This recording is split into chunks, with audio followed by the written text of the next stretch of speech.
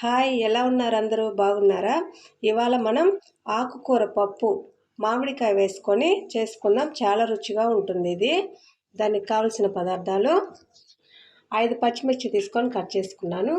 ఒక 5 ఎండుమిర్చి తీసుకున్నాను, ఇలా ముక్కలుగా చేసి పెట్టుకున్నాను. మీరు రెండు కలిపేస్తే టేస్ట్ చాలా బాగుంటుందండి, ఇలా ట్రై చేయండి. ఒక టమోటా, ఒక ఆనియన్, హాఫ్ ఆనియన్ వచ్చేసి కుక్కర్లో వేసేసుకుందాము. ఇదేమో తాలింపుకు పెట్టేసుకుందాం. మామిడికాయ ముక్కలు నేను పీల్ చేయలేదండి, మీరు కావాలంటే చేసుకొని వేసుకోండి. పప్పును బాగా కడిగి పెట్టుకున్నానండి. ఇలాగా దీంట్లో శుభ్రం చేసి పెట్టుకున్న ఆకుకూర,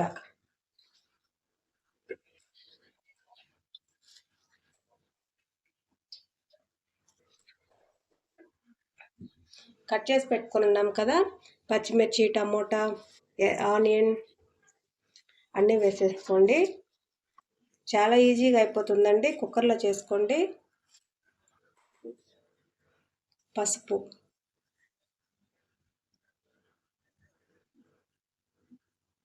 వాటర్ వేసుకొని కుక్ చేసుకుందాం.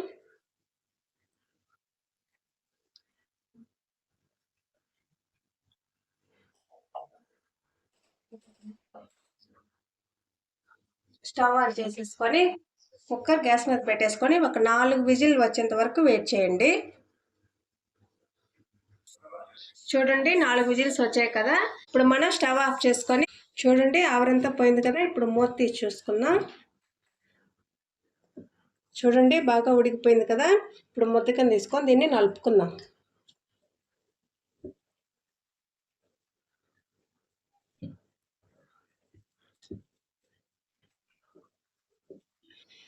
మీరు టేస్ట్కి తగినంత ఉప్పు వేసుకొని బాగా కలుపుకోండి.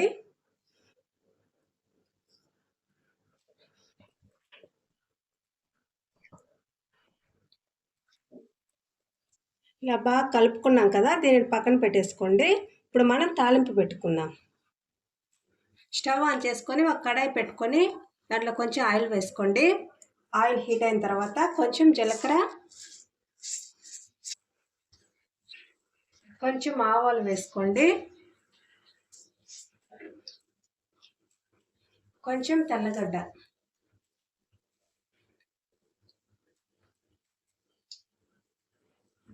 కొంచెం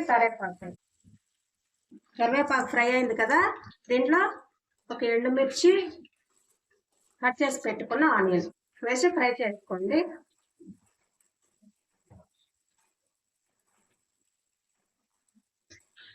దీంట్లో మీరు ఇంగువ కూడా వేసుకోవచ్చు, అది మీ ఆప్షనల్ అండి. వేసుకొని లేకపోతే లేదు.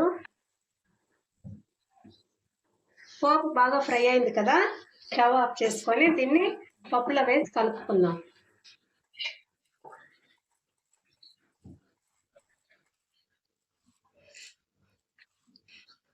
ఇలా బాగా కలుపుకోండి, ఇది చాలా రుచిగా ఉంటుందండి.